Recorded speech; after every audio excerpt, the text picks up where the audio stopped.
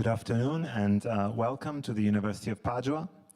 Welcome also to those who are watching us live on the university's YouTube channel and on the Cost Actions YouTube channel. A very warm welcome to Stanislav Smirnov, who is a professor in the section of mathematics at the University of Geneva and a winner of the Fields Medal in 2010. Professor Smirnov's lecture today is, of course, part of the kick-off meeting for the Cost Action Fundamental Challenges in Theoretical Physics. Our first speaker this afternoon is Alessandro Sfondrini, who is the Cost Action Chair and a professor in the Department of Physics and Astronomy.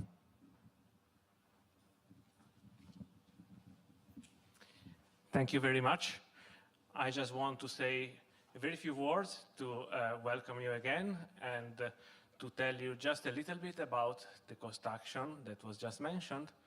This is a new network funded by the European Union that brings together theoretical physicists and mathematicians, people that work at the interface between physics and mathematics.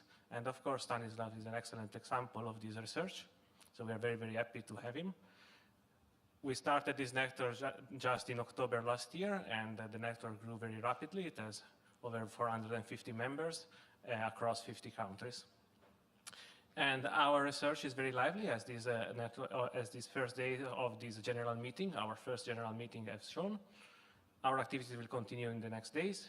People who are in Padova can come and listen to the talks, or they can just connect to the Cost channel to listen to the talks and learn more about our activities. But of course, the real highlight of tonight is Stanislav's talk. So I will just thank you very much. Hope you to have you tune in our future activities, and please enjoy Stanislav's talk.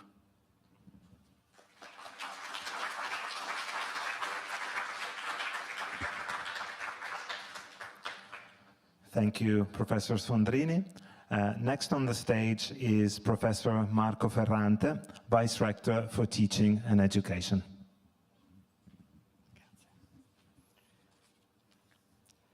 Hi, welcome everybody. And I'm sorry for the last minute change that we have made of a room for the seminar, but you have seen that we are experiencing some problems in our rectorate.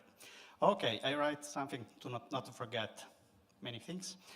Okay, it's my great pleasure to be here today in the beautiful botanical garden of the University of Padua, the oldest university scientific garden in the world, founded in 1545, to introduce such a distinguished speaker, Stanislav Smirnov. He graduated with a degree in mathematics in 1992 from St. Petersburg University in Russia. He received his doctorate in mathematics in 1996 from the California Institute of Technology. Between 1996 and 1998, he worked at Yale University, the Institute for Advanced Studies in Princeton, and the Max Planck Institute for Mathematics in Bonn. From 1998 to 2023, Professor Smirnov worked at the Royal Institute of Technology in Stockholm, and in 2023, he became a professor of mathematics at the University of Genève in Switzerland. Professor Smirnov has primarily focused on percolation theory, where he proved Cardy's formula for critical site percolation on the triangular lattice and deduced conformal invariance. He also established conformal invariance for the two-dimensional critical Ising model. This in 2010 at the International Congress of Mathematicians in Hyderabad, India, Professor Smirnov was awarded the Field Medal, the most prestigious prize for a mathematician, for his work, indeed, on percolation processes and the Ising model. The title of today's lecture is Tiles and Puzzles. As in the abstract, let's suppose we have at our disposal in infinite quantities some different tiles we have here on the whiteboard, or puzzle pieces. Can we tile the entire floor? How many tiles will there be for a given area? Okay, these two questions may seem simple to explain, at least for me, but we will discover that even for simple tessellations, such as those involving two different polygons, These problems become very, very interesting and refer to many areas from logic to statistical physics. Okay, in conclusion, I would like to express my gratitude to Alessandro Sfondrini and all the colleagues who have organized this lecture magistralis, as well as the Department of Physics and Astronomy Galileo Galilei and of Mathematics Studio Levi Civita for their support. I will now stop here and invite Professor Smirnov to take the stage for his talk.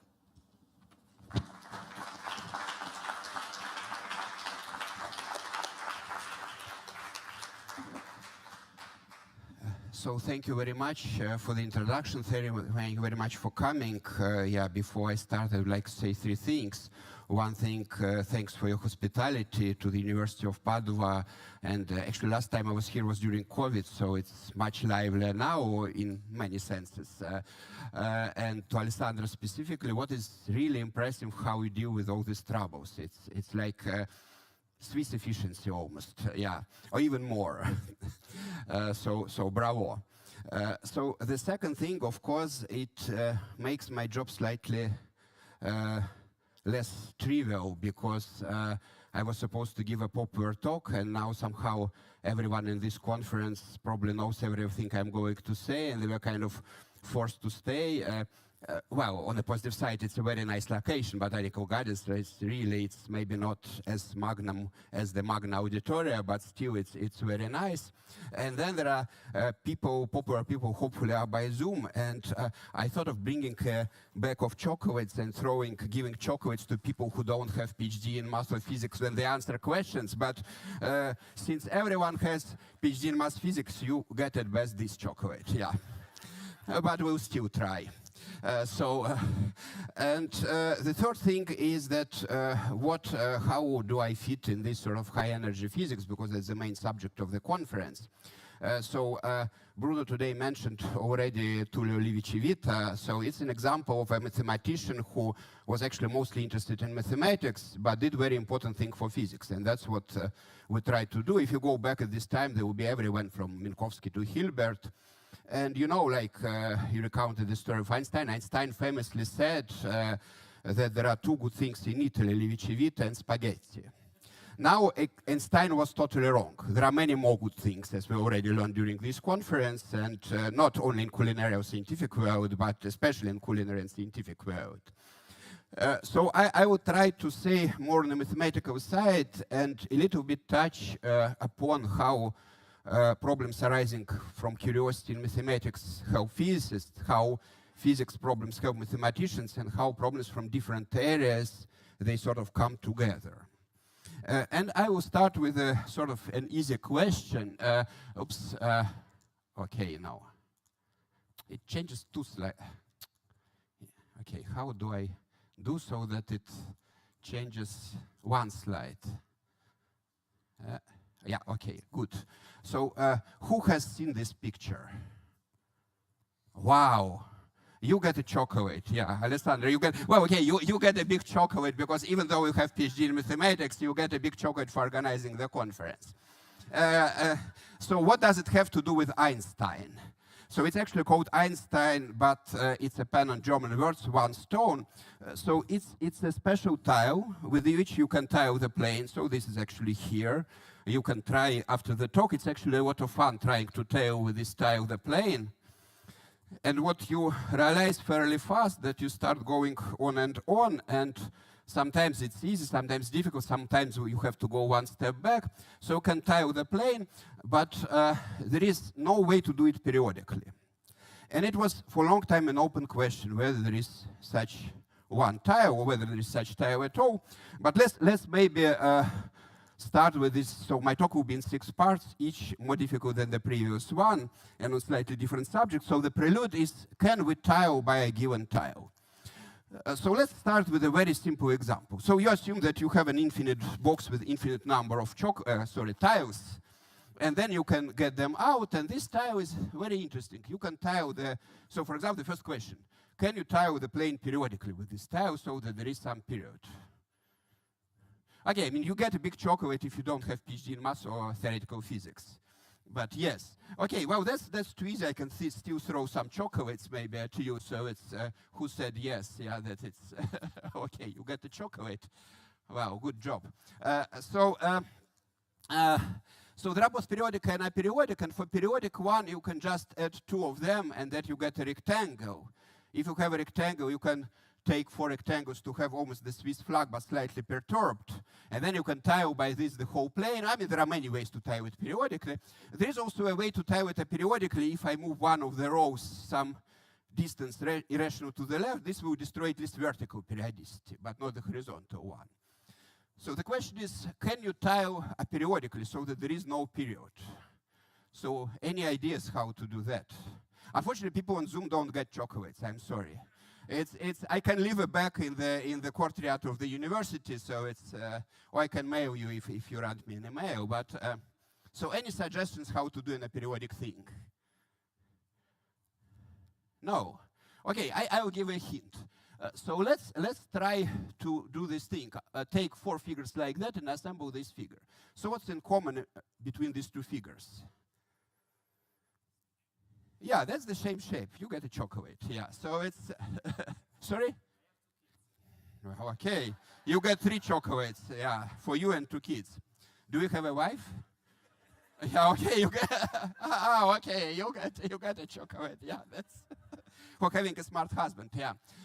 So you see, it's exactly twice bigger. So you can do the same trick with this one, and you can continue, and it will grow. If you are not sure that it will be aperiodic, what you can do, you can actually sometimes embed the same thing in a bigger thing in a different way. And you can alternate between these 2 ways, say 1, 2, 2, 2, 1, 2, 2, 2, and easily you get something aperiodic. So it's an easy exercise to prove. Now, the question which people were asking, whether there is such tiles that there is no periodic tiling, but only a periodic one. But actually, it's interesting that people first ask a different question. And the question people asked it, if I give you 2 tiles or 5 tiles, for example, these 2 rhombi, is there a computer program which will tell me whether I can tile everything? Again, I think that there is an infinite number of both. So let's just do a few exercises to see that it's not real. So let's take these 2 tiles. So they look like real puzzle pieces from real puzzle. You have infinite number of both. So can you tile the plane? Yes, yeah, who? Well, okay, you already have a chocolate. I guess there was someone. So any suggestions how to tile? Yes, yeah, Fiona. Okay, up, yeah. So you move one into the other, so they click. And then it's kind of, you see that you can move 2 from the bottom in a different order. So it's blue, red, red, blue. And then, well, you just continue like that, so it's not a big thing. But you see it immediately. Now what about these tiles? So who knows the answer? Oops. Yeah. Yeah, who knows the answer? Well, let's maybe, okay, I'll give a hint. So we do this. What would be the next thing? Yeah, blue on the right, okay. Now, can you move the 3rd one? So here it's quite easy because there is only one way to add each next one, and then you see that it's not. So in these 2 cases, a simple computer program would work because there is only one in any given place, only one tile will fit, and then you arrive at contradiction very fast. And the second thing, you arrive at fundamental domain. Now, this question, whether there is a program, was asked by Hao Wang, a Chinese-American mathematician and philosopher and logician. And he asked, is there an algorithm to decide whether there exists a tiling? So you can ask, for example, suppose we have, like in this case, 11 tiles, not just 2. Of course, they're different shape, then it becomes complicated. So he suggests to color-code them. So it's like dominoes. You're only allowed to put 2 tiles together if they have the same color of the boundary. It's not exactly as these protrusions, but one can show easily that you can reduce. So for example, these 11 pieces, they correspond to those. You can put only so that yellow touches yellow, red touches red. So here there are 4 colors and 11 pieces. So those are called Wang tiles. so he asked this question, and the answer was given by his student Berger, who said that this problem is undecidable. So this is an example of the previous example with 11 tiles also works. This is an example of 18 tiles I stole from the Wikipedia. An example that you start tiling and you see very fast that you don't seem to have something periodic. So actually Berger proved something much more interesting. He proved that you can embed Turing machine into this. So there is a set of tiles, in particular this one, so that for any program, there is a first row which will execute this program. So since it has a Turing machine, it basically as complicated as the universe. It has everything inside, including aperiodic tiles. And it was false. It was sort of Wang's observation that if there is no program, then the thing which is tiled but no program, it means that it's a periodic tiling, because otherwise you would just look for this period. So it's very interesting, because from this there is also a relation to cellular automata and many other nice things. And since then, people they progressively decreased the number of tiles. For Wang tiles, the lowest number is 11, but for arbitrary tiles, it was decreased. So Knut paid a road on Knut of the Art of Programming and Tech fame. And Roger Penrose, who got the Nobel Prize for the black holes, he reduced to 2 tiles, which are 2 rhombi. I have shown they are rhombus with angles 180 degrees divided by 5 and twice 180 degrees divided by 5. So, of course, if I take rhombi, there is a periodic tiling. You just take the square tiling, but you can make protrusions, and you have these things which have, if you see, they repeat, but they're not exactly the same. So I don't know who has heard of Penrose tilings before. Probably they are very, very popular in Martin Gardner's books. Well, everyone who has heard can take chocolate after the end of the talk. So this is Sir Roger at the Texas A&M Math Department, where the floor is covered with. Actually, for a while, you could buy these tiles. Now you can buy the Einstein tiles. So this is was all that people thought that you need 2. People tried to prove or disprove. Someone came up with a non-connected tile. And then what is really remarkable, then the person who came up with this Einstein tile, David Smith, so he's actually not a scientist. He just likes mathematics. And he was playing, and he got this idea, and it looked like that. He wrote a letter to director of New York Museum of Mathematics, and then together with 2 colleagues, they actually made a proof. And the first tile like this, it's actually, I was really nice. You can play it. It's actually nicer to play with it because it's just a equilateral triangle with 2/3, 2/3, and 1/3 attached on different sides. So it took me about, I was having dinner, my kids were away, so I spent the dinner trying to prove, and I found another proof that it's a periodic tiling, and it's actually, it has some relation to 6-vertex model I will be speaking later. So you immediately, the first thing you can try to show that you cannot tile within the plane without flipping it over. So, and every tiling has 3/4 one side and 1/4 the other side. So there is this sort of chirality in tilings. So they published a paper with 3 mathematicians, and Myerson, Kaplan, and Goodman-Strauss. And then they found another thing which you don't have to flip over. This is the one I have here. You're welcome to play with it. Now, of course, if you ask a question, how does one prove that you can tile the whole thing with this thing? Well, you can try to do it experimentally, just tile this board. It's actually a lot of fun, because sometimes you run in a sort of cul-de-sac, in a dead end, and then usually 1 step back is enough to continue. So there are this self-similar transformation, very much like for the gamma shape. And then what you do, you just alternate them, and you see you get from small thing to bigger thing, and so on and so on.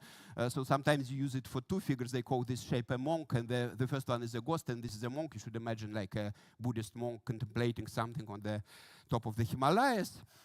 And then, well, it's slightly more difficult to show that it's a periodic, but it's really amazing that people have not found it like in 50 years. I remember when I was a school kid, I read Martin Gardner books of Scientific American, and these Penrose tiles were very popular. So and I think it's an open question whether it's the easiest tile you can come up with. So it has, I think, 11 sides. So all the sides are the same length, only this one is twice longer, and there are nice angles. So the other one is slightly easier, so it's a nice thing. Okay, so that was sort of interlude, which you can ask the question, well, okay, we are doing high energy physics, why do we care about whether one can tie a plane? Actually, I want to point out that people received Nobel Prize for quasi-crystals. So in principle, if you can quote a molecule which has this thing, this shape, and you do like graphene type two-dimensional structure, you will get a periodic crystal, and then it will have some interesting electromagnetic properties as a result. So it's not a totally empty question, and it's not, statistical physics is very close to high energy physics. Actually, in some sense, it's today more interesting because experimentally you still can do new experiments at a fraction of the cost of Large Hadron Collider. So it's kind of high energy physics, but on a shoestring budget. Well, compared to LHC, of course. But we ask a question which is more related to statistical physics or physics in general, but also to combinatorics and many other areas. How many tilings are there? So suppose you can tile. So let's start with this. It's like a canonical tile. It's like one of the tiles I had on a picture, only it is symmetric. So there are two possible positions, if you assume that it's parallel to the axis. So there are two possible positions, and then you ask a question. So can you tile the plane? So who knows the answer? I still have chocolates. I'm not going to take them back. So can you tile the plane with it? Okay. Why? Oh, actually, I first thrown it, and then, well, I know how to throw. You have to know how to catch. Yeah, that's actually more difficult. Okay, he got your chocolate. You got it. Okay. So how do you tile? Like, okay, so it's where should I put the next one? So I put it on the side, and there is only one way to put it. Now, maybe I'll just do it myself because I have a mic and you don't. So you can just do it periodically like a chessboard fashion. So that's easier. So that's easy. It's like the first picture, but it's more symmetric. But let's ask a question. How many tilings of an M by M rectangle? And I have to add this remark because I gave this talk once, and of course there was some boring mathematician who said that you can tile a rectangle because there are these protrusions. But if up to these protrusions, mathematicians can be really annoying. Yeah. So suppose you want to tile n by n rectangle. Let's say 2 by 2. How many ways to tile it? 2. Okay. Well, okay. Jan, you get a big one because you already have a small one. No, you don't get it. Yeah. So what is the second way? Well, the second way it's actually quite easy because basically you start at the corner, and there are two ways to start. You can put it either horizontally or vertically. But once you put one, you are more or less forced to do everything. It's kind of like physics analog would be a sort of crystallic structure that if one molecule is in some position, it immediately freezes everything else in one position. So that would be physics analog. It's quite physical. There are such things. So there are two, basically, it depends on boundary conditions, but boundary conditions is just one vertex. So there are only two ways. Okay. Now let's try to do the next one. So there are only two, this one and this one rotated. So let's take the red one here on this picture. So suppose you do the red one. Okay, can you tile the plane? So who knows the answer? Okay, can you? How? What's the? Yeah, you just stack the row after row, and it's sort of the same thing like before. You can do, for fun of it, different things. For example, the other row you can do in different direction if you are into doing something quirky. But or you can do like chessboard coloring. Now the question is, how many ways to tile an M by M rectangle, or 2 by 2 to start with? So that's if you tell me the answer, I'll give you a big one. 1? No. Yeah, no chocolate for you. No, not. Yes. Sorry? No, for the full plane it's infinite. That kind of hinted at it, but because you can intermittently do different rows, like black, you can do red, then black, then red. So it's but for like a big square, like 10 by 10, how many? Okay, let's try to do it together. So it's So how many ways are there to put the thing in the corner? So how many ways to put the thing in the corner? Four, because there are 4 rotations. They're actually represented here. So let's put these 4 aside mentally. Actually, it's good to remember that 4 is 2 times 2. It will be nicer. You can think that it's 2 here and 2 here. Okay, how many ways to put the one here? 2. Yes, let's put it like that, 2. 1. And the next one, how many ways? 2. So there is 2 times 2 times 2. Now let's proceed this side. How many ways to put this here? 2 again. And this here also 2. So if you have 3 by 3, you have 2, 2, 2, 2, 2, 2. So n times 2, m times 2. So n plus m to the... Now let's do the interior. How many ways to put it here? Only 1. And then there is this sort of miracle that, well, let me just put them in black because they don't mean anything. They don't add any degrees of freedom. That inside, always there is only a single way to put it.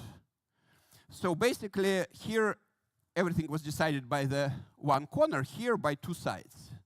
So it's, and here the corner had 2 choices, and here this side has 2, and this side has 2. So this is, again, is sort of a physical situation that you can do anything on boundary and freezes inside. One can easily come up with some compounds where the quasi-crystals will have it. But what we usually see, it means that it's sort of a frozen absolute zero situation. But usually what we expect in physics, that the number of ways is exponent of the area. So it's that in each element of area you have some freedom, and then if you have area like 100 square meters, that it's like a to the power 100, unless you are at 0 temperature. So let's do, well, yeah, before we do that, let's do, you see, I choose all the possible shapes where there are 2 triangles popping out and 2 triangles coming in. Now, suppose you have, I have now all the possible puzzle pieces. Suppose you have 3 triangles coming out and 1 coming in. Can you tile with this? Sorry? You mean here?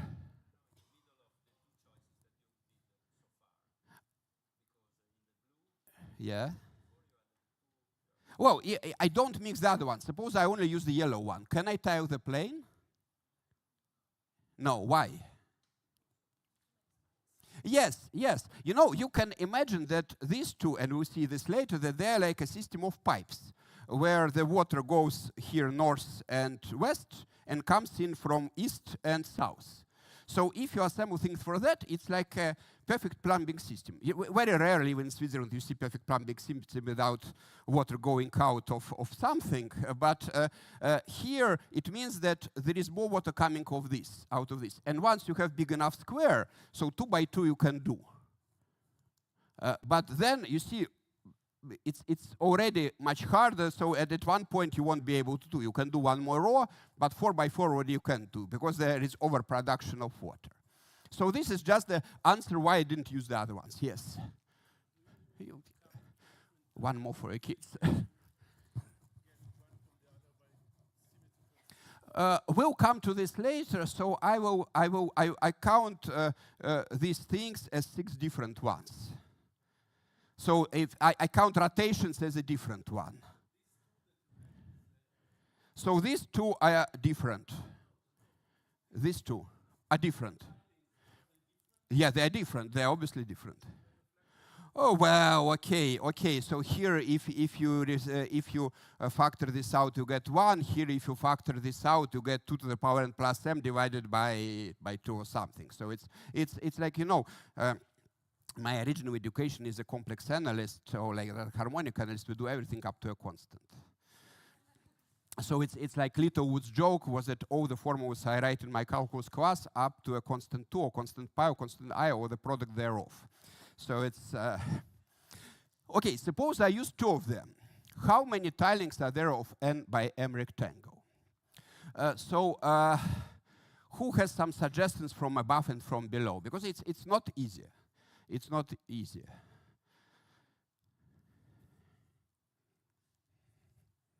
Okay, from above or from below. Let's do above is easier. it's very easy to write some estimate from above. So suppose we did some, so I will make a hint, suppose we did some boundary. Actually, when you do boundary, you kind of see that there are two ways always to put a red one and one way to put blue one. So there are three ways to continue the boundary. Always there are three ways to continue the boundary. Like, for example, here and here. Well, here I could have, here I can put red like that, or blue, blue horizontally. So there are three ways. So the boundary influence is easy. It's 3 times 3 times 3, 3 times 3 times 3, and 6 in this corner. But suppose I start doing inside. So how many ways to fill this one? 1, because blue doesn't work. Okay. How many ways to fill this one? Well, also 1, so we're out of luck. How many ways to fill this one? 2, good, because look, you can fill this, or you can put a blue one. So an exercise that always there is either one way to fill or 2 ways to fill. So there is always only one way to put red one, and sometimes you can put blue one. So basically, what estimate from above this gives up to a constant? I don't worry about constants, so even constants to the power n. I'm an analyst. Remember, that's the main take away from the talk. So it's what's the estimate from above? Yeah, that it's assume that we disregard the boundary, but suppose we fill the boundary. What's the estimate from above? How many ways to fill area A? 2 to the power A. That's an easy estimate. Okay, so it from above it grows like some number, 2 to the power area. So I should throw some chocolate there, but yeah, okay. So it's. You know, I broke a couple of years ago my hand skiing, so it's made out of titanium, so I have to, doctor tell me that I have to exercise throwing chocolates. Okay, so far it works. Now from below. So from below, we want to come up with some way to have this sort of exponential, that there is some freedom per area of the area. So any suggestions how to do that? Okay, I will give you a hint. That's the number. That's the answer, which we will prove in a second. So it's root of order 4 of 2 to the power nm. How can you get 2 to the power 1/4? Well, it's the same as if you have a number 2 for every how many squares? If you have root of order 4 of number 2 per square, then how many squares you need to get factor 2? 4. Okay. So there should be some freedom for 4 squares. Okay, let's try to tile 4 squares with blue and red. So I will do it, let me see, like this, and then like that, and then another red one, like this. Okay. So this is a hint what one should do. So any suggestions how to do similar block, but differently? It's very, yeah, yes. Okay. Oh, wait a second. No, I did it wrong. I think I did something wrong. Yeah, it's wait a second. Yeah, that's, yeah. Okay. Like that, yeah? Okay, and where the red one goes? Okay, the bottom.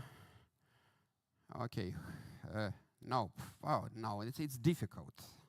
You know, it's undecidable by computer or Professor Smirnov, so it's... Okay, yeah, let's you get one more. No, okay, your neighbor got it, okay. Yeah, at least I didn't kill anyone with my titanium hand. So you see, these 2 blocks, they look exactly the same from outside, but they're different. And it's clear you can tile with them the whole plane. You just, because they just look like a blue block horizontal and blue block, so you can just alternate vertical and horizontal. So it's like in the blue one, so you alternate these blocks horizontally or vertically. But there are 2 of them. For each of them, there are 2 choices, so you get 2 to the power area over 4. So we see that this model is already something non-trivial, with some non-trivial answer. It's a number between root of order of 4 of 2 and 2. We didn't prove that it's a to the area. Of course, it's obvious for a physicist that it should be then area a to the power area, but proof it's actually here one can prove it. But then the question is, what is this number? So I ask another question: what is a random tiling? Wait a second. I thought. So suppose we counted the tilings, then we can define partition function z to be a number of tilings, which is basically sum of number 1 for every tiling we have. And I can choose uniformly 1 at random, meaning that probability of each tiling is 1 over z. So what will we see? If you do it with this, you will see just red and blue dots, which won't explain you much. I will tell you later how to see something. But a nice example, if you take rhombi, the usual rhombi, which is 2 equilateral triangles, 60 degrees, 120, 60, 120, and tile a hexagon. If you tile a hexagon, and there is a computer program which really chooses 1 at random, and you cover them in 3 colors, well, depending on the rotation. So it's like you see a picture of boxes in a corner of a room. So this is actually a random picture, and the question, what will you see? So this has been studied, like as we speak, there is a conference in LA about that. So this is a big hexagon, and it's a tiling which is perfectly selected at random by a trick invented by Jim Propp, which is called sampling from the past. It's a trick how to work with Markov chains that used in computer science very widely. And you observe an interesting thing. It looks random inside, but then there is a frozen 6 areas. They're easy to explain because if you put in the corner of warehouse, so it's like Amazon delivery or something, boxes, then most likely here there won't be boxes in most cases, because if you put here, you have to put a lot below them, and on the other hand, this corner will be filled. And it's a theorem that there are frozen zones, so people understand fairly well. If you take another shape, there might be some interesting shape of frozen zones. They have also algebraic curves. And what are people trying to prove now? That what you see here, it's a random height function. It's a random 3-dimensional function. Everyone sees 3-dimensional picture usually. If you have bifocal vision, and most people do, then they see 3-dimensional picture. Then you see a random height function, and this converges to what mathematicians call Gaussian free field, or physicists call a massless boson. And the interesting thing that we don't understand very well. So there is a conjecture, what is the conform metric for it, due to Kenyon and Akonkov and Kenyon, Akonkov, Sheffield, and we are sort of about to prove it. I mean, all the mathematicians, but it's okay. So that was part 2, and then there is a third part, which is the first interlude. Why do we count tilings? And this has many relations. So it's to statistical physics, field theory, and combinatorics. And I will start with statistical physics. And this is a question which was asked by Linus Pauling. So he's dear to me because he also a graduate of Caltech and worked there for a long time until he got the second Nobel Prize and was forced to resign because of the second Nobel Prize. The second one was for peace. And back then, it wasn't fashionable to be peaceful. So, and he went to Stanford. So he got one for chemistry and one for disarmament. And he was actually instrumental in people realizing that DNA has a spiral structure. He was the first to observe spiral structure in molecules. And actually, he was playing origami, sort of folding paper like molecules were, and then so that like naturally spiral structure should appear. Okay, so he asked a question. What is the residual entropy of water ice? So at 0 degrees when there is sort of no temperature, so basically you freeze, how many configurations are there? And he asked as a simple model, let's assume that we have a 2-dimensional water ice. It looks like very far away from reality, because the water doesn't have 90 degrees angle between hydrogen atoms. But the interesting thing that now you can have this. You can have one layer of water on graphene, and it actually looks surprisingly close to this. But this is a simple model. So you assume that oxygen atoms occupy vertices of square lattice, and there cannot be 2 hydrogen atoms in the same place. So basically, from every vertex, there are 2 arrows. It can be like here, left and up, or left and right. But here there is only 1 hydrogen atom, exactly 1. So the arrows from above. Here it's from below. So you can, and the number of these tilings is expected to grow like a to the power area. Well, you should be careful about boundary conditions. You can do it on a torus, so you can impose like here. And the question was, what is A? So logarithm of A is the residual entropy. And this is exactly the game we were playing. It's just exactly these 6 puzzle pieces. So this is called 6-vertex model because of that. And it was a famous result, Elliott-Leap in 1967, that A is 8/3 square roots of 3. So I will say a couple of more words later, but this was a big sort of period of integrability or exact solvability of lattice model, which was started with paper of Anzager, who was also a chemist, also Nobel Prize in chemistry, or maybe Kramerson 1 year sometime before, and it still hasn't finished. We have heard it mentioned a couple of times during this conference, that there is some sort of mysterious thing, well, maybe not mysterious, but has several different explanations why on a plane we can calculate things exactly, whereas in 3D normally we cannot. If I pose the same question in 3D, we cannot. So this is this famous result. So Elliott-Leap, actually, he got Gauss Prize at the last ICM 2 years ago for his life achievements, and this was one of the achievements which was mentioned. This is just this puzzle game. You count how many things you have. It's interesting that, well, Hugo Gemini, Ioan Manolescu, and their colleagues, they are now trying to prove that this model is conformally invariant as MI by several different methods, and they prove it's rotationally invariant, but on the way they got a simpler proof of this Elliott-Leap thing. It's called usually a 6-vertex model, and why? Because what you can do, you can just draw arrows on a square lattice. So every puzzle piece corresponds to some vertex of a lattice, and you draw the arrows going out in the direction where there are these protrusions. And if you have only these 6 puzzle pieces, you don't use these broken ones, you have a perfect plumbing system that water just moves around without, there are no vertices which are sources or sinks. So it's like a divergence-free vector field. So why people call it a 6-vertex model. There are 2 remarks I want to make. So I said that we were counting that 1 is the weight of every configuration, and then we count number of tilings, so the partition function is sum of 1s. But we can assign weights to these 6 puzzle pieces, like 6 numbers, A1, A2, B1, B2, C1, C2, and count that the weight of a thing is a product of weights over tile. So for example, suppose you have weights 1, 1, 1, 1, 5, 5. Then the weight of this configuration would be 1, 1, 5, 5, 5 times 5 times 1 times 1, 25. This one would have weight, the same 25, yeah. Okay, so this is, and then there is a usual trick. If you have weight on some configuration, some measure, you can make probability out of it, but normalizing the measure to have total sum of 1 by dividing by z. Okay, so this is called 6-vertex model in general with general weights. It's already interesting enough that what we'll mention later today, if you have weights 1, 1, 1, 1, cc. So this is already very interesting and has many physical problems of interest inside. The other object which is already present on this thing is called height function. So you see, suppose you have a geographic map. In geographic map, how does it look like? You draw some loops. And if you have 3 concentric loops, to need to know whether it's Monte Bianco or Mariana Trench, you need to know orientation, whether they're oriented clockwise or counterclockwise, whether it's a hill or a hole. So basically, what you do, you just draw like arrows around these things, and if arrows go counterclockwise, you have hill, clockwise, you have a hole. So here it's the same thing. You have a system of arrows.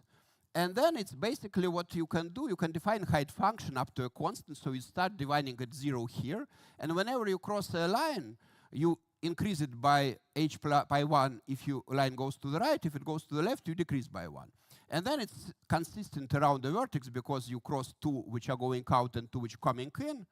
So it's an easy exercise in mathematics that there is a unique height function. So the analog of this would be that if you have a divergence-free vector field, then it's a curl of some other vector field. So this is something, or if you have a curl-free vector field, it's a gradient of some function. So it's the same thing.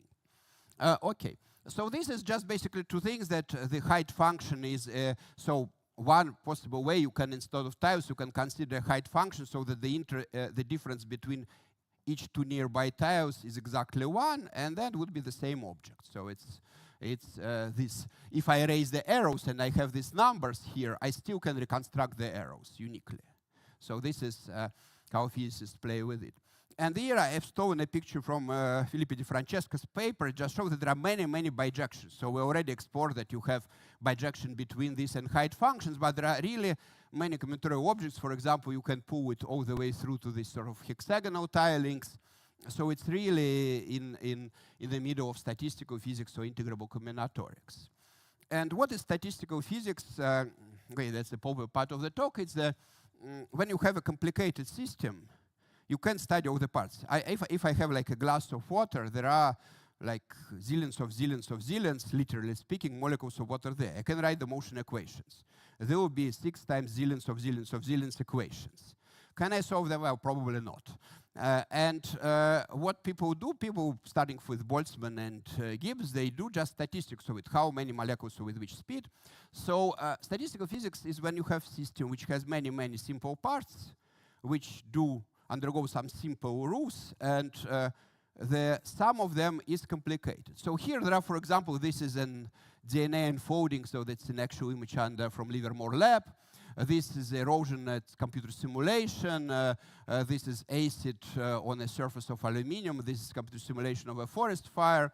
And then, for example, these are crystals of gold. And I realized that when I was in school in Soviet Union, we had this very nice journal which was called Quantum. It's a bit like American Mathematical Monthly, but it's more physics and math for school children. And it had a series of books. So if you know the Greek letters, you can read that it's physics and geometry, Fisica and geometry of disorder. Well, disorder would be harder to guess if you don't know Slavic languages. So it was 82, and you see again forest fire, and these are actually pictures from that book. It's a big and noble area of physics. It has very close relation to high energy physics. Why? Because if you want to define a field theory, one of the ways to define field theory, and the easiest to do it rigorously, is to define something discrete on a lattice and then try to pass to a limit. So this is kind of relation to field theories. And this is somehow how this combinatorial thing fits in the bigger picture. Okay, yeah, this is, let's go how much time I have. So that's the second part about tilings and loops. So what does random tiling look like? How to see structure in randomness? Interestingly enough, as I said, I'm complex analyst, and I like to it in the plane because complex numbers appear in the plane. So let's do very easy loop model. We just have 2 tiles. Actually, it's the same tile with 2 rotations. It's very easy to count how many tilings are there. It's just 2 to the power area, because you can put one way or another way. And they always fit because I use lines everywhere. I did cover the lines. What is difficult to see whether there are connections, because you see I changed one tile and the red dots are no longer connected. So there are, even here you have difficult things. But what you can do, you can weight this picture by n to the power number of loops. So for example, in this picture there are 2 loops. So weight is n squared. In this picture there are 3 loops, so the weight is n cubed. So the difficulty compared to the product of weights of tiles is that it's a non-local weight. So it's much more difficult, but then it's much more interesting. And then you play the same probability that you take like partition function, this sum, and then you normalize by it to get the probability measures. So the question is called FK loop model because Fortuyn and Castellane, they realized that random cluster model, so it's a model, so you do random clusters on a blue lattice, then you can draw on a dual lattice, yellow lattice, dual clusters. And then if you draw the loops in between them, then model with complicated cluster weights, it becomes this loop model. But it's not important if you've never seen it. It's just a remark for those who have heard the words random cluster model. The question is, so how to study it? Well, the first thing is, of course, it's easier to do it without boundary condition on torus, cylinder, or a plane. Or you can just remove the tiles which are on the boundary, just leave these half loops, and just study this white region. So we, for example, here there is 2 by 2 region, there are 4 squares, there are 2 to the power 4 possible relations, and you can study what happens with them, and then do it for bigger things. So how do we get weights local? And there is a very nice trick, so it's, again, every math talk should have something a first-year student should understand.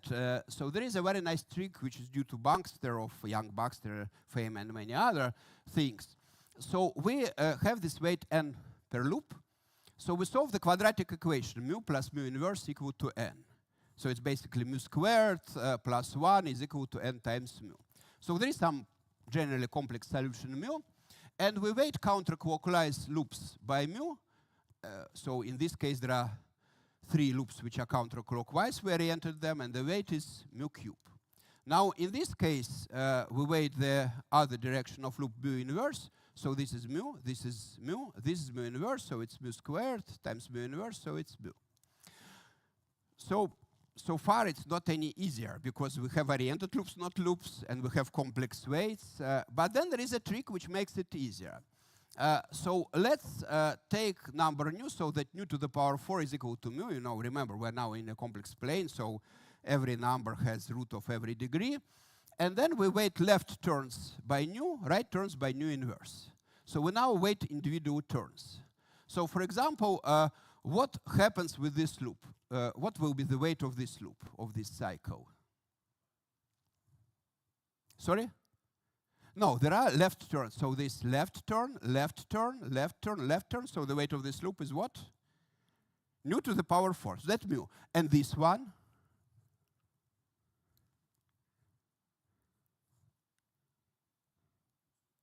Yeah, it's the same. It's nu to the power 4. Yeah, so it's you should also have have a few. So it's because you see, basically every cycle has total turn of 360 degrees. You might wiggle left and right, but when you wiggle left and right, they cancel out. So every cycle in one direction has weight mu, in another direction has weight mu inverse. So basically, the weights became local because now these mu weights, they're just product of weights of these plackets. And if you forget the orientation, the weights are local. If you forget the orientation, then you get the original weights because you have mu plus mu inverse and non-oriented things. But also you got the height function because now there are arrows, so you have the height functions. For example, for this one, it's you see there are 2 hills. So okay, so this is like Alps, this is Dolomites, and this is whatever Mediterranean Sea. So there are 2 positive things. Of course, you can never have only positive things. You should have negative things. Now, the negative things are that the weights are complex, and the normalized measure is no longer probabilistic. So the total mass of the measure might be very big if you add absolute values. So this is the problem, but it makes the life interesting. So it's harder to do probability because you have to work with complex measures, but it makes the life interesting.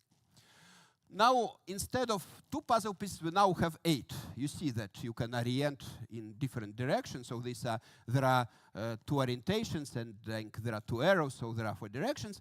What is the weight of this guy? What is the weight of the guy? There is 1 left turn, 1 right turn, so what is the weight? Sorry? 1. Yeah, okay, you get it. So it's the weight is 1. Nu times nu inverse here is the same, nu times nu inverse, left and right, they cancel out, left and right. And these are 2 left turns, so it's nu squared, 2 right turns, nu in minus 2. And here is the other way around. But what we can do, we can forget about how the arrows are connected. So we can join these 2 in this thing. So if it's water flowing, we don't really care. We can think that it's mixing up there. And then if you join them, you get nu squared plus nu to the power minus 2. But if we assume that nu bar is equal to nu inverse, so if nu is a unitary number on a unit circle, then what we get that this is a real number because it will be just nu squared plus nu bar squared. So this is a bit of complex analysis. So basically, if nu has this property, and you have this property for n between minus 2 and 2, then you will have real weights. So you get this puzzle piece model with real weights, 1, 1, 1, 1, CC. And we started with a model which was totally difficult with global things. Now it's local. Of course, there is some catch. And the catch is that people don't know how to work with the boundary. Boundary conditions for this model and for the other model are different. And somehow they are not quite, okay, people didn't know, let's say that. Okay, so then there is also height function, and the weights only depend on the gradient of the height function. So in these 4 cases, it's flat, so the weight is 1, and there are 2 shadow cases, so it's not 1. And then it's already coming much closer to the topic of this subject. So this allowed to physicists Denise and in-house, to Dutch physicists, to come up with conformal field theory a few years before conformal field. So they came up with conformal theory without explicitly saying these words. So they came up with something which was called Coulomb-Gas approach. And the reasoning was like that. So you have this height function, a random height function. There is a weight for every configuration. And then we pass to scaling limit. So we sort of shrink the lattice, send the mesh to 0. We rescale appropriately the height of the height function. So we should have a random function in continuum. And then the weight depends only on the gradient. So we write the simplest weight which can depend on the gradient. And it should be rotational invariant, so it should start with gradient squared. Maybe there are other terms, but they postulate that there is only this term, and there is constant in front, which depends on n, blah, blah, blah. What happens is that maybe an important thing is that if you do it 1D, if you start with height function that goes plus minus 1 and 1D, it's just trajectory of random walk. Then the limit is the Brownian motion, which is a random function, which is called Wiener process. You can write it as a random Fourier series, as Norbert Wiener did. So now here we have a random function on a domain, and we pass to a limit. Unfortunately, we don't get a random function. We get a random distribution in the sense of Warren-Schwarz. This is a random distribution which is called massless boson or Gaussian free field if you're a mathematician. But it's rather tame, so people can study it and then can deduce all the things. Now, what's the problem with this beautiful approach? It came 2 years before conformal field theory. The problem is that there are several unverified steps. So there are a few leaps of faith. And if you as a mathematician try to read their paper, you see, OK, I can split this step in 2 lemmas, this step in 3 lemmas, this step I can't make any sense at all. And then you can't prove this 5 lemmas, and the third step you can't make any sense at all, so we don't know what to do. And one problem is that they only could do it on a torus, on a cylinder, because they couldn't do boundary conditions. And I spent a few weeks with John Carter, a few weeks with in-house trying to figure it out, and at the time we failed.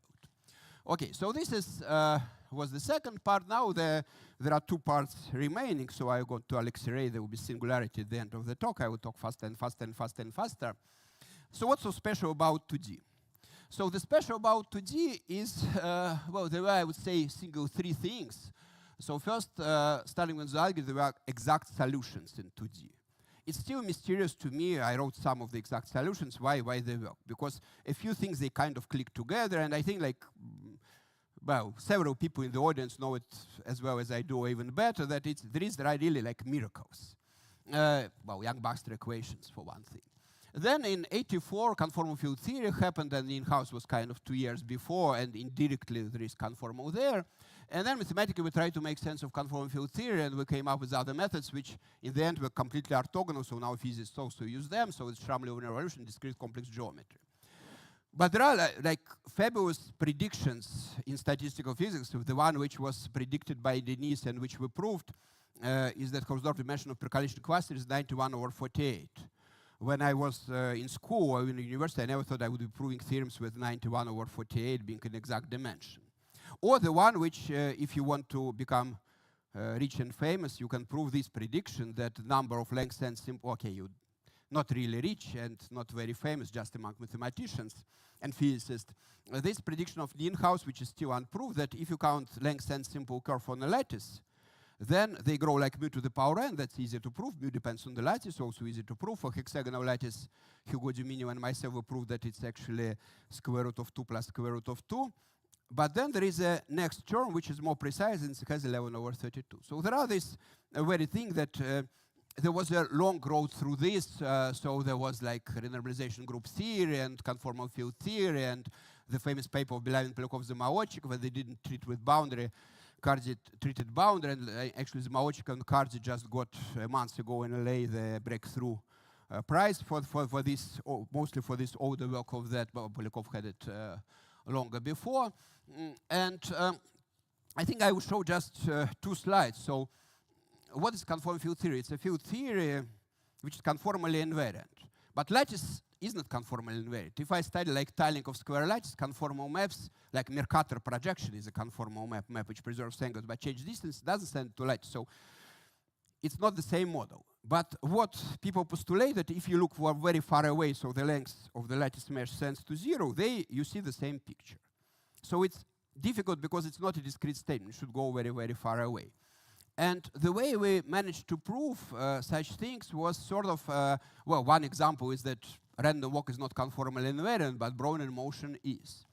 And the way we managed to prove some of these conjectures by observing some sort of discrete analytic structure on a lattice. Like, say, you have square lattice, like the lattice here. You define function on edges. And then for every square, for example, you have Cauchy-Riemann relations, or Kirchhoff laws, if you wish. And then it's a local information, which often is easy to check. But then it kind of comes to a global thing. It's like if you know the vector field is divergence-free, then you have these Gauss and Stokes theorems that the flux through the boundary is 0. So you can pass to global things. And there are many, like there are many discretization of complex lines. There is no canonical ones. For example, there is one with circle packings, it's non-linear one, and there is one with squares, and there is this beautiful picture which makes me dizzy. Oh, really it does. So this is, well, there are several models which we're able to do due to some beautiful things which happen there. But for example, self-avoiding walk, these simple curves on the lattice of polymers like DNA unfolding, we cannot do yet. Okay. And this is the last part, and I believe that, actually I believe I have 8 minutes. Am I correct? I started at, now is it less? You think less? Yeah, okay, because no, I didn't start at half past 5. We were still sort of, okay, but do I have 8 minutes, or who is the boss? Yeah, that's, okay. I have chocolate if someone is unhappy, yeah. Okay, so I will try to speak about some old recent work. So I've spent significant amount of time trying to figure out how to do this Dutch approach, Coulomb-Gas approach with domain with a boundary. And I think I figured it out. So we spent also a lot of time with Bernard Nienhuis and with Cards thinking about it. But then, well, with time maybe we become wiser. So what we do, let's start with the domain and start with this picture of this oriented complex thing. Again, we weighted by these complex numbers. So complex is nice because I'm complex analyst by education, so I like I'm a complex person, but not in the, okay, I'm simple person, but well, okay, whatever. So it's, we want study height function. Well, first we need to mind boundary conditions. So what I suggest, we just erase all these half things. And then in this particular picture, we have one source on the boundary, one sink on the boundary. So there is a water which flows inside. Somehow it reaches from here to here. So it's clear that there is a path between source and sink, because this cannot disappear if it's a finite domain. But we want to find a discrete analytic function. We want to have an analytic function of z. So we have to distinguish this point z in some way. So of course, we can ask, what is the probability that this curve passes through z? I tried, doesn't quite work. So what we do, we reverse the flow of half of this arc. So we reverse it. So we now have two sources on the boundary and one sink inside. So this sink which sucks two gallons per minute, and each source is a half source, so it's 1 gallon per minute. Now, is there something wrong? Who sees something wrong with the height function? What's wrong with the height function? Yeah, at this point, exactly. At this point, it's like science fiction. There is this pole at this point. So if I walk around, so say it's the top of Mont Blanc, so I walk around it, and I cross the red line, I cross blue line, and suddenly I'm 2 meters higher. So it's kind of monodromy. So it's like in science fiction, you have these loops through which you pass into other dimensions. So it's just arrive to the same point, but 2 meters higher. If you walk 10 times, you are 20 meters higher. But it's like a surface of a logarithm. It's a Riemann surface of a logarithm, what we teach, that you just, and very easy behavior. It's a function. You can study function on a Riemann surface, especially if it has simple behavior that on each sheet it's plus 2 meters. It's a very easy behavior. So we just, okay. Now, this actually can be resolved. You can add, because here there are 2 gallons in per minute, you can just put another green pipe which sucks it out, which is kind of imaginary pipe. It's just there for consistency. But then you can put it in different ways. Oh, I thought I had a picture of a different way. If you move this pipe to a different location, you have different height function. So basically, it's this usual trick we teach in Complex Analysis 101, that if you have this Riemann surface which is branching, you should take a crosscut. But it's important how to take crosscut, because then representation changes. But otherwise, it's very easy, but it's very, OK, so let's trace both connecting curves. I covered both of them by red. And let's change the weight. So we had weight nu inverse for blue. Let's make here correction of lambda, lambda nu and lambda nu inverse. And then we take this function with this monodromy, and we take its expectation. And there is a parameter lambda.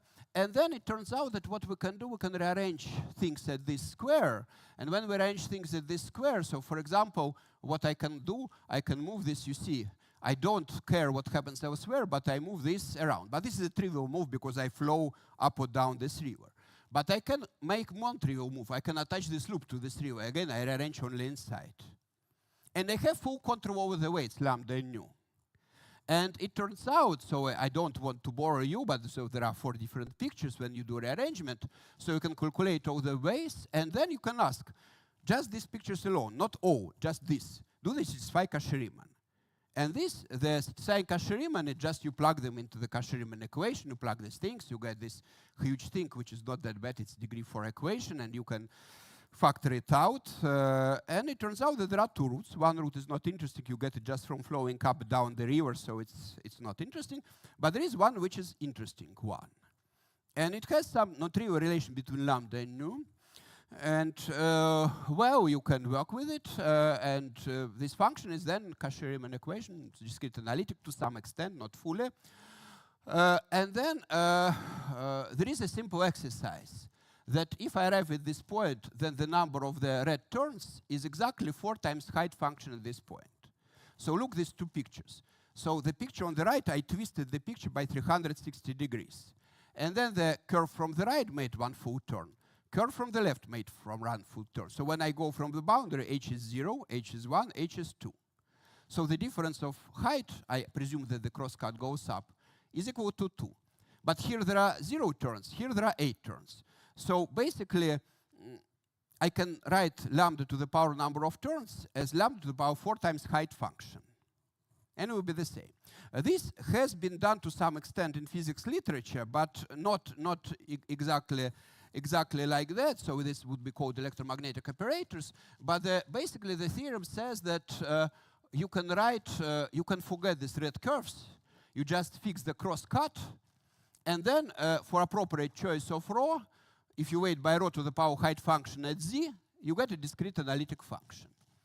And the only difficult thing is that h is defined up to monodromy. So when I sort of twist this point around, the height changes. But the good thing is that you can also do it not for a source, or not for a thing, but for a source. And then it's rho to the power minus h because you change the direction of errors. So basically, you can have any combination of plus and minus operators inside, as long as the total charge is 0. F is defined up to monodromies, and every term which has minus charge comes height with plus, plus charge with minus. And that you can write as exponent of sigma pi times the difference things, and it's Cauchy-Riemann in all variables. Now, the interesting thing is that you have this function of 3 points in this case, but they are all defined up to monodromies. So what happens, for example, if I twist 1 point around itself? If I twist it around itself, place where I measure height intersects this green crosscut. So height changes by 2. So the weight changes by rho to the power minus 2. Now what happens if I move 1 point around the other? Well, this point crosses this line, but also plus point crosses that line when you move this. So both of them cross, and you would think that the changes in height cancel out. No, because there are different directions of these 2 things. So h is minus 2, this h is plus 2, but also they come to rho with different signs. So it's actually the same thing, rho to the power 4. And if you combine these 2, basically you would sort of, what is clear for complex analysts or theoretical physics is that this function of u and v should behave in u like du to the power sigma. It's not a function, it's a form. Dw to the power sigma, but it should be divided by u minus w to the power 2 sigma. So it's kind of a Green's function. If the power sigma is 1/2, that's what you get for Ising model and a fermion, it's divided by u minus w. So it's just Green's function for d-bar operator, standard object complex analysis. But generally, you would have a function which has some branching, but it's still sort of a Green's function. And then you can study it, and then you have 1.5 minutes for the last 10 slides. So okay, why Coulomb gas I don't explain. Let me maybe just explain that what happens when you fuse two things. So suppose I fuse U and W. So I took them next to each other, but you can really fuse them to one place. So basically, this picture is almost legal. Only the green edge is illegal. It goes in the opposite direction. So you retrieve probability of the green edge. But what is the weight of this picture? You have rho to the power h of u plus minus h of u minus. But if u plus and u minus will be fused, their h's will be the same. So the weight is 1. So basically, you get it without any complex weight. So you actually get access to number h from fusing q and w. And what happens if uw is a Riemann boundary value conditions because it has this covariance? What will be the conditions of number h? So it's interesting. If you have this covariant object like parafermion, these boundary conditions, when you fuse, it depends what's going on, but usually get either Schwarzen or pre-Schwarzen or pre-Schwarzen. So like in physics, they usually quote Gelfand-Fuchs Casaicos, but the Schwarz came before Fuchs. Well, at the same time as the other Fuchs of Fuchs in group scales, but before that, so I would call it Schwarz and Casaicos. So this is just a simple sort of calculation. I don't want you to do it. I just show that you start with the formula for f, for example, like this. And then you fuse these 2 points by setting that u is v plus epsilon and sending to 0. And then you can Taylor expand. When you Taylor expand, you get like formulas like that. And then when you open it up, for example, for this particular setting, miraculously, you have term 1, then there is no epsilon term, but term in front of epsilon square is a Schwarzian derivative. Now, if you have not heard Schwarzian derivative before the words, so this is a very beautiful object in complex analysis which measures how far your map is from a Möbius transformation. So it plays very important role there. So this is sort of, I promise that the last 10 minutes will be something new, and last 10 minutes are something new. Well, maybe I'll just give the takeaways. So it's interesting that simple models are often the most interesting because they connect to more things. And thanks relate to many, many, many areas. I just mentioned 2 or 3. The takeaway for physics, it's really, I haven't seen this in CFT literature or even potential theory literature, green function with monodromies. Now we have this massless boson, which you get for field theories with different central charge. So what's the difference? It seems to be the same massless boson. And the difference is in the boundary condition of covariance rule. It's the same one, but when you map it as a different pre-Schwarzian covariance. Well, that naturally arises from fusing fermions. Now, the interesting thing is when you fuse 2 fermions, you expect to get a boson. Why you have 2 spin segments to get a boson? Because you have these conical singularities there. You can say that it's a background charge or something, and this kind of straightens the things up. But it's still a bit mysterious to me. And also, there is still, I think it's certainly, I understand now this on a physical level, but I'm not allowed to publish in physics because I'm in the math department, so I still have to get the full proof.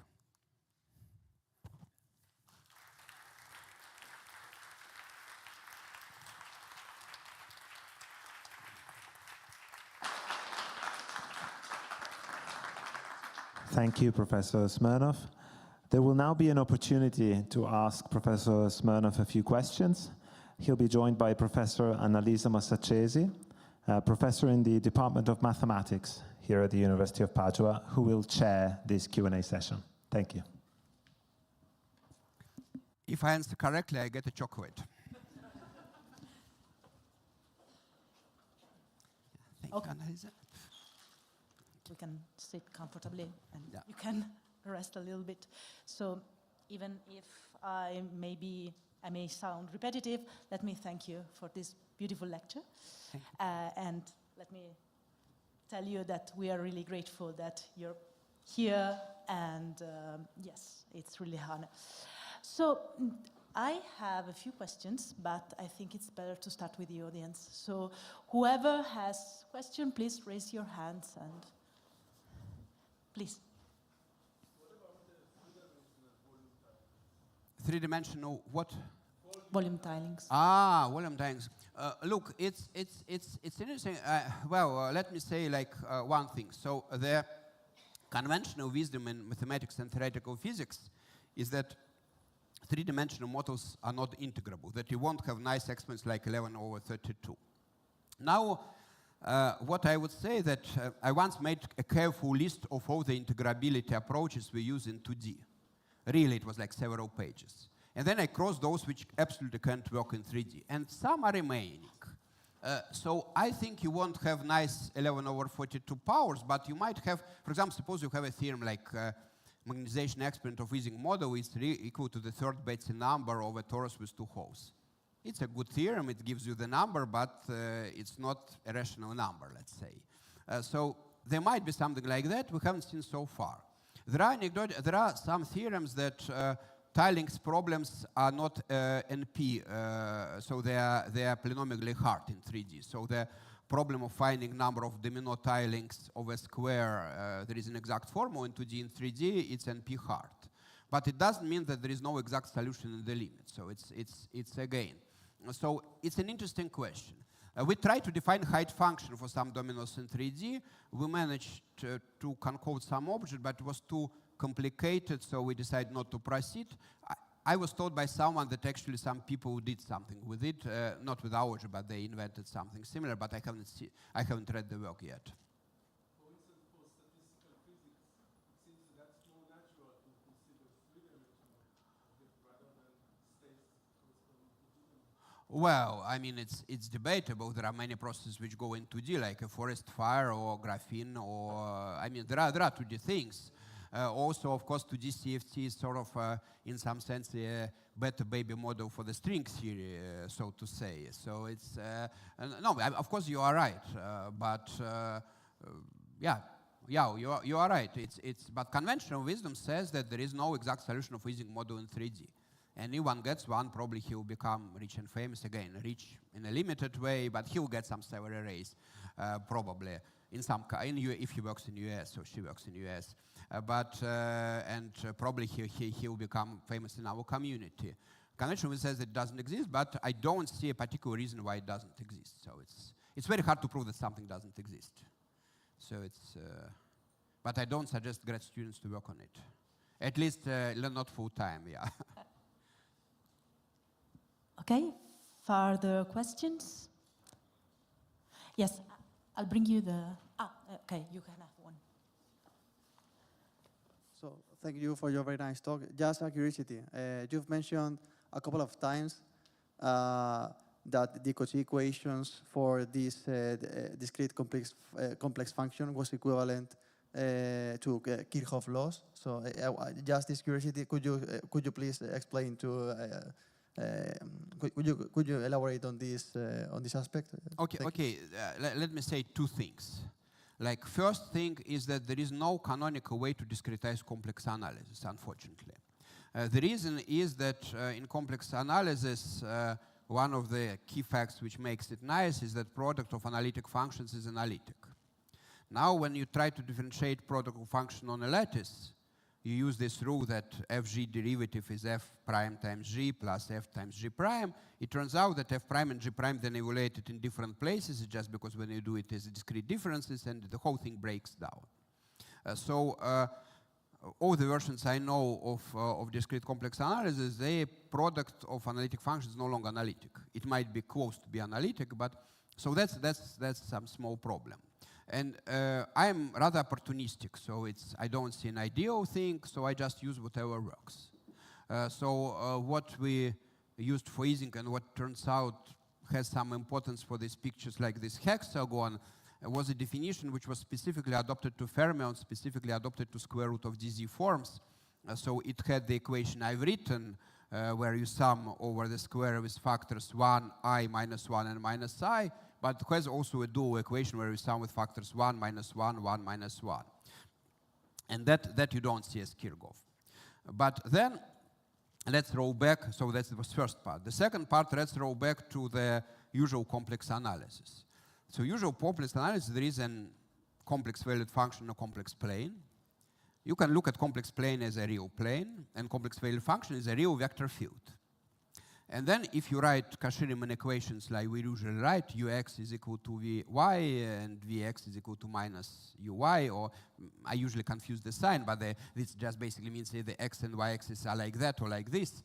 So you have two equations. And if you look at them closely, they are very much like saying that the uv vector field is curl-free and divergence-free. To be precise, you need to swap two coordinates. You need to swap u and v. And then, so two Kirchhoff laws for a flow is that it's divergence-free, meaning there are no sources and sinks. And that it's curl-free, that if you put a small turbine, there is no like perpetuum mobile at this place rotating around this turbine.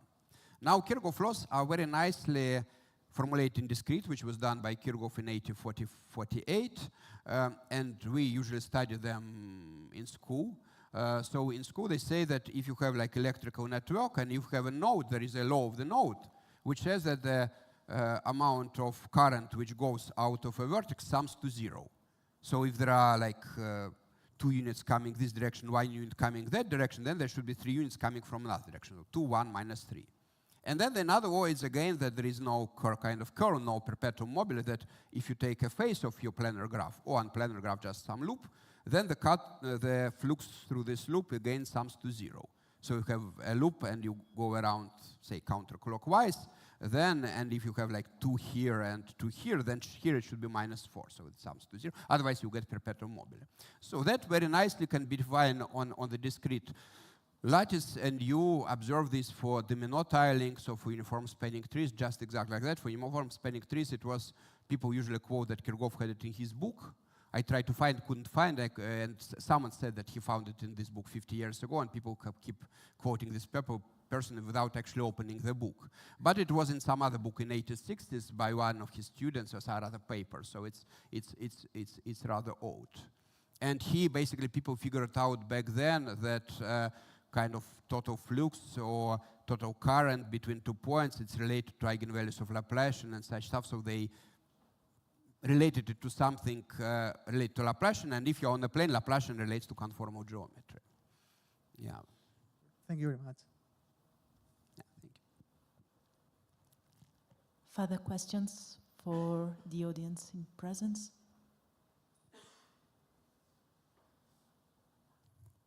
Oh, I scared everyone. If you ask a question, you get a chocolate. Okay, yeah,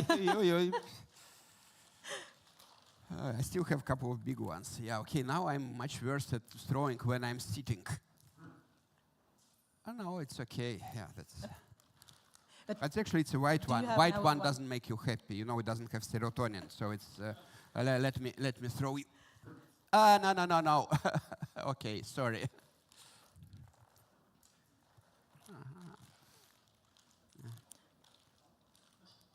Okay, so let's say now I want that bag for myself. Yeah, please. No.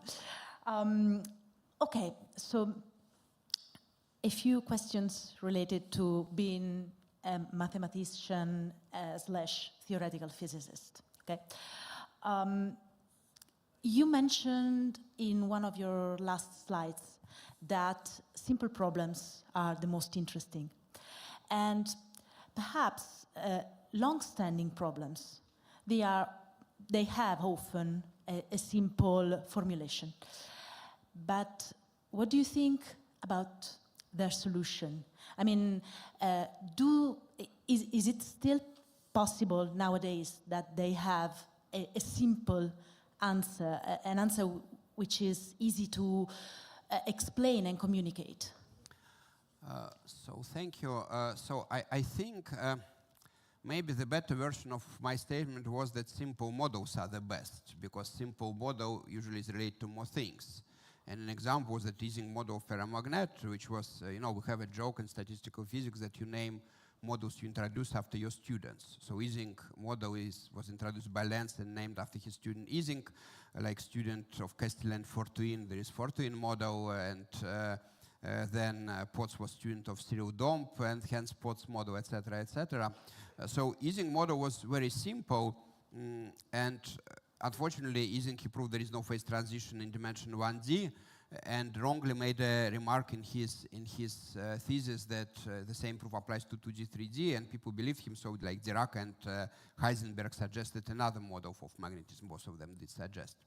But then it took over, and it turned out that while there is no, at least as far as I know, I don't know any compound where magnetism is exactly Ising model.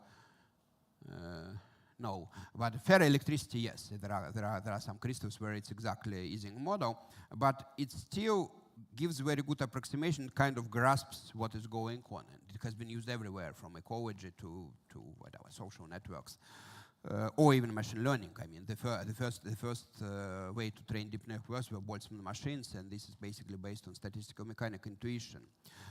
So for models, it's certainly true. Now for theorems, for conjectures, I think we need these sort of conjectures like kind of a beacons. And you know, like I did complex analysis, I started doing it when Bieberbach conjecture was still open, that if you have a map of a disk into a complex plane and you write it as a series, you normalize, so it's z plus a z squared plus b z cubed, etc. Then that a is no more 2, 3, b no more than 3, and so on, that nth coefficient is no more than n.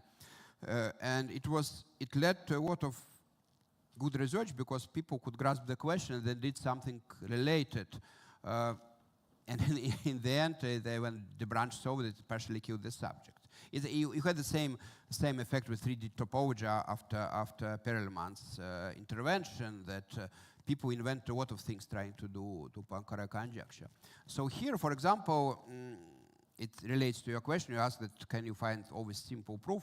There is a famous 4-color theorem that every planar map you can color in 4 colors. And as far as I know, last time I checked, there is only computer-assisted proof, which is not, let's say, entirely satisfactory.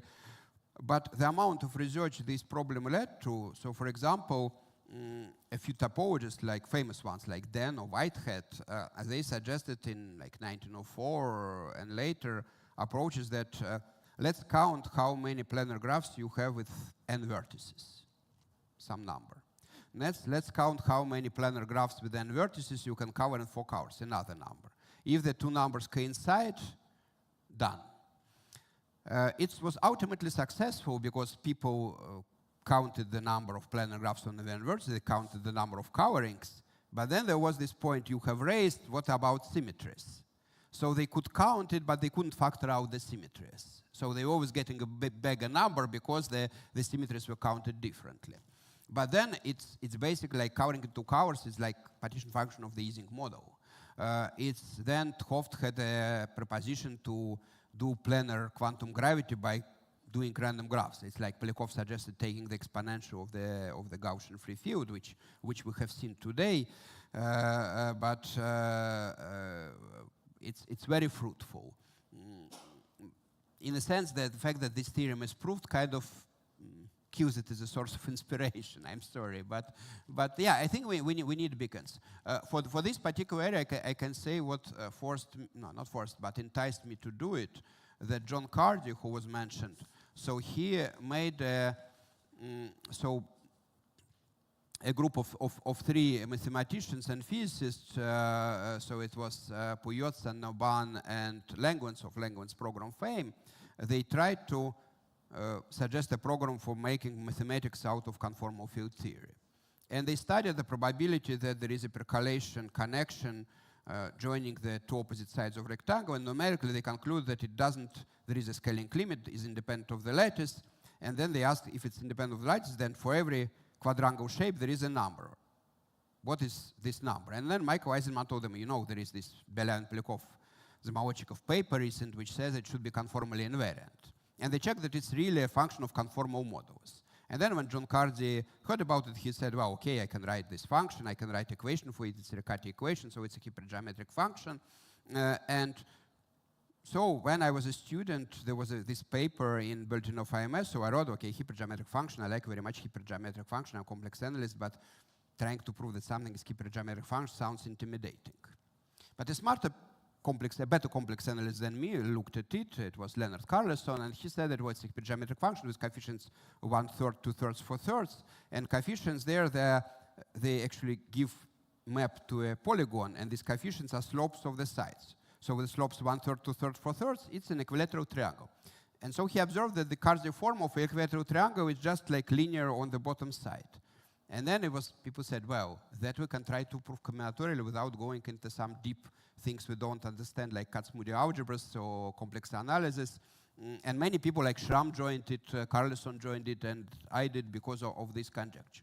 In that turned out that we had to use some complicated stuff, and it was pure coincidence that it's linear for hexagonal, for a triangle. It had nothing to do with hexagonal lattice. It had to do with the mu I had being cube root of unity and nothing else. But the simple formulation really enticed many people to move in.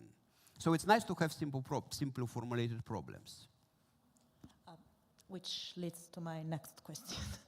So you told us that the Einstein for the aperiodic tiling was found by David Smith, who was a non-professional mathematician. I've never met him, but my admiration goes to him. I really, it's really not, now I think why didn't I look into that? I'm kind of, it's kind of, I'm jealous in a good sort of way. It's this theorem. It's one of my friends once said when he sees theorem like that, he thinks, Dennis Sullivan, that I must steal this theorem. It must be mine. It must be so nice to discover it.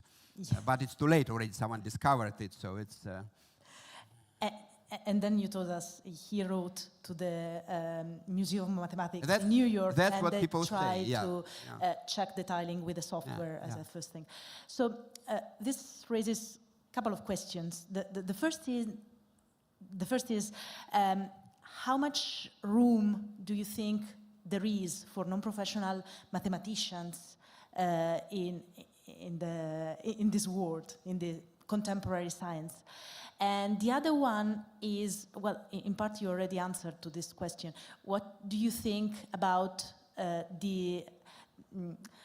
asking the computer for help, so computer-assisted proofs and yes. Well, the first one is, there is an unfortunate thing with all of science that we became rather more complicated than before, and there is this learning curve to join some areas. Some areas really you need to study a lot to join. Of course, we sort of simplify it because we make some constructs, like notion of continuity was very difficult 4 centuries ago. Now it's sort of, we use the symbol. Once you learn it, you just use it as one block without thinking about for every epsilon there is a delta. But it's, there are very, very few cases,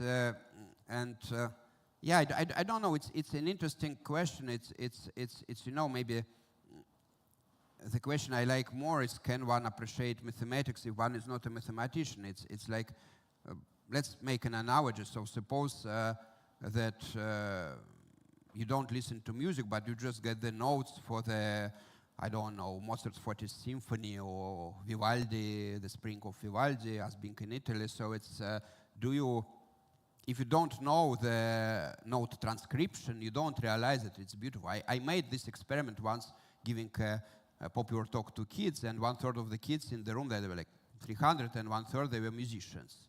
And I showed the Waltz of Flowers by Tchaikovsky, and like 1/3 said, oh, that's very beautiful.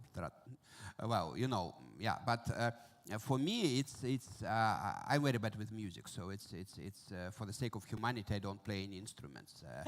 But it's, well, I would enjoy it, but you wouldn't. But then mathematics is like that you need to do some training, so we see these notes, and when I appreciate, I have a few friends who are like well-known conductors or musicians, and then they really, conductors, it's even amazing because they hear immediately several voices, so math is like that. It's, you see e to the power 2 pi equal to 1, and it immediately conjures some images, so can we do it? You can imagine a world where people would sort of do math training only to enjoy this. I mean, like, in Italy, medieval ages, people like solved cubic equations for sport. At least that's what history books say. That, yeah, why so not? I have some friends who don't do mathematics, but who like to read popular literature, for example, or about science in general. But this contribution, yeah, it's rather rare, as is in other sciences, I think. But it's really amazing that it can happen. Yes. And the second question about artificial intelligence, well, I just went to a conference about it at the PFL Friday. Was it this Friday or last Friday? I don't remember already. well, time flies in non-linear way, but it's, yeah, there was a guy who said that he wants to screw us all and write a program which proves all the theorems. And apparently it was a famous guy. He was a famous guy who tried famous in machine learning, and I was not amused. Because it's like I like to spend time with my kids, I like listening to music, I like going to museums, I like doing mathematics. And he wants to kill this. And then he'll invent a robot which will go to museums instead of me. So I don't know. It's a difficult question. It's a difficult question. I think that the things which I would certainly appreciate, I would appreciate a program which checks the proofs for mistakes, especially as an editor of journals. Now there are several programs which exist, like Coq and Lin. The only problem you need to rewrite the special language, which is like TeX or HTML. And just simple question. Suppose you have a paper which starts with let n be a natural number. Okay. You have to check the nationality of author to know what he means, or she. If he or she is French, it means 0, 1, 2, 3. If he or she is American, it means 1, 2, 3, 4. So there are like small things like that. In Italy, it starts with 1. 0.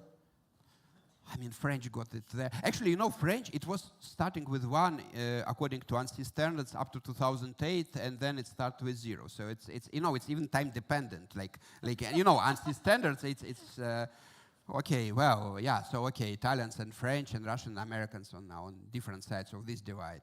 Well, okay, yeah. So these programs, it would be nice, but it would be nice that there is a computer program which formalizes all existing texts. So this is one thing. The other thing is like search of information. Already MassSciNet was a big step. Because when I was writing master thesis, I was using these sort of cards to do bibliography. And Google Scholar is a big step. But I would appreciate something which would find links better and reasonable things better. And some people say that things which formulates conjecture or checks conjecture, so you say that I think that a random tiling of a whatever hexagon has this Arctic circle. Can you try bigger examples that would run programs and return with answer? I think that I also appreciate, so it would be reachable. But the thing which proves theorems instead of us, I mean, we have fun proving theorems. I mean, it's not only how we earn our salary, but it's like if you have a program which draws paintings instead of Picasso or Modigliani or Da Vinci, I mean, yeah, I'm not sure. I would appreciate that. But I mean, something like that is coming. It's really, and it's unpredictable. Well, as ChatGPT-4 has shown us, it comes from unexpected directions. So it's... Bruno. To check the proof. Check the proof, there are programs, but you have to write it in a special language. So now, if ChatGPT-4 would be able to convert my proofs into this special language, that would be nice. But I think eventually it will be there. But it's a fascinating thing for a different discussion. And but people are totally lost, especially people in the area. They're kind of in the fog of what's going to happen. Yes, perhaps just one last question. So, as you showed us, you live at the edge between mathematics and physics. But on the mathematical side. Okay. Yes, because you work for a mathematics department, because right? I don't have a LaTeX style file for physics review letters. That's the reason. Yeah. So, in Cardi's words, when he wrote an article on the occasion of your Fields Medal. Oh, he did? He did. He explicitly mentions you and your work as a striking example of cross-fertilization between physics and mathematics. So the question is, how often does this happen? Is it a rarity or not? How difficult is it? And do you think that there is something like lost in translation between the two communities? Well, I think it happens much more often than we think, but much less often than I would like to.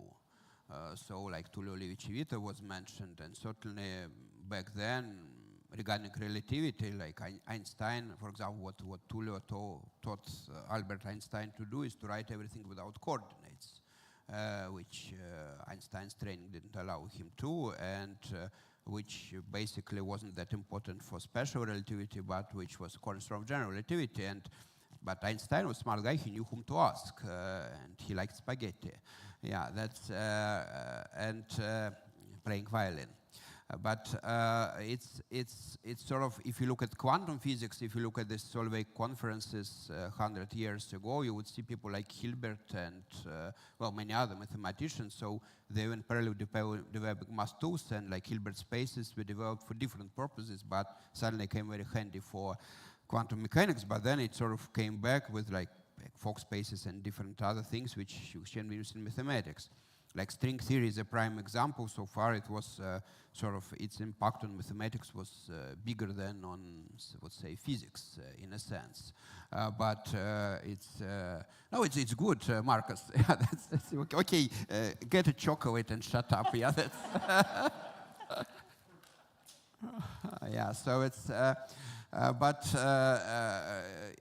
no, it's interesting. It could be very well that what is missing is some piece of mathematics which already exists and physicists don't know. It can very well be that. And it's, well, we had basically this collaboration. It started with Newton and Kepler, and when there was a lot of, finally there were precise enough measurements to formulate good conjectures, which sort of seemed astonishingly interesting for mathematicians, like this sort of elliptic orbits.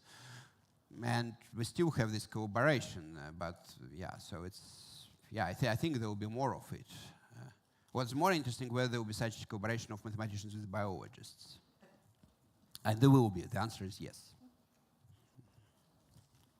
Okay, so perhaps one last thought about what would you recommend to young researchers?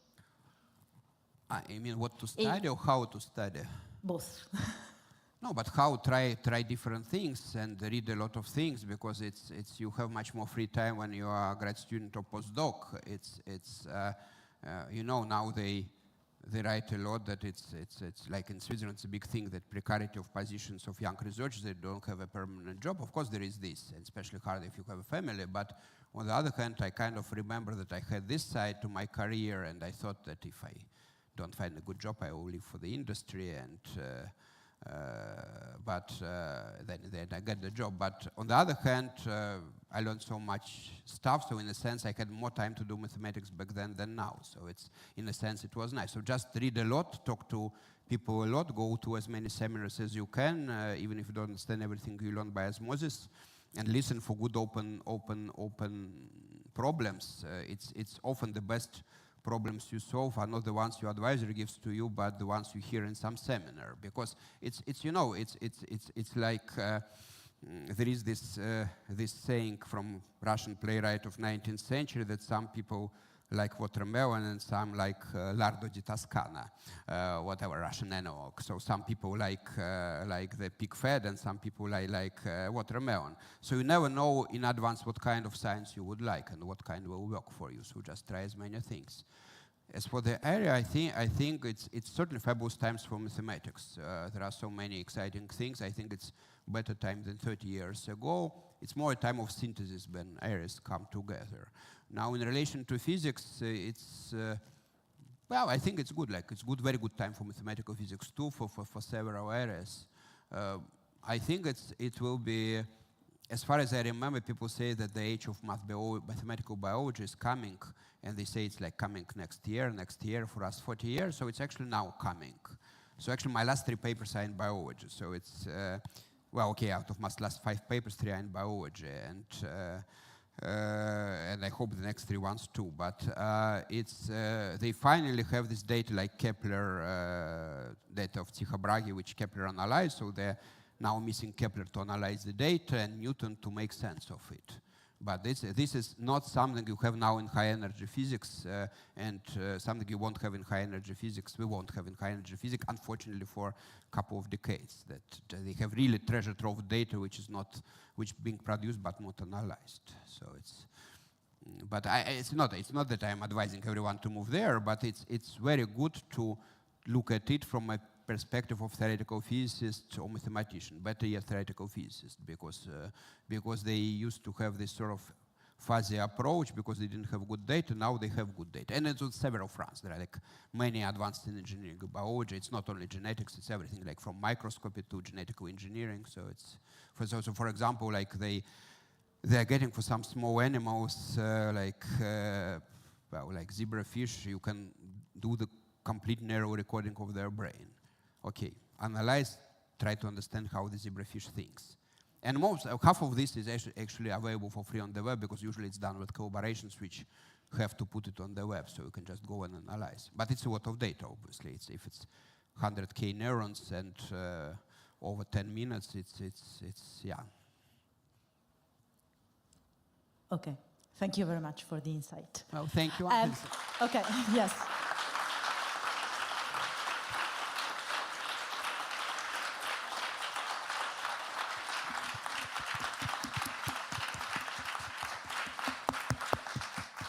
Thank you. Just a final announcement for those of you who are in the room, who are here. There will be an opportunity to have a group picture taken outside on the lawn, just outside the auditorium.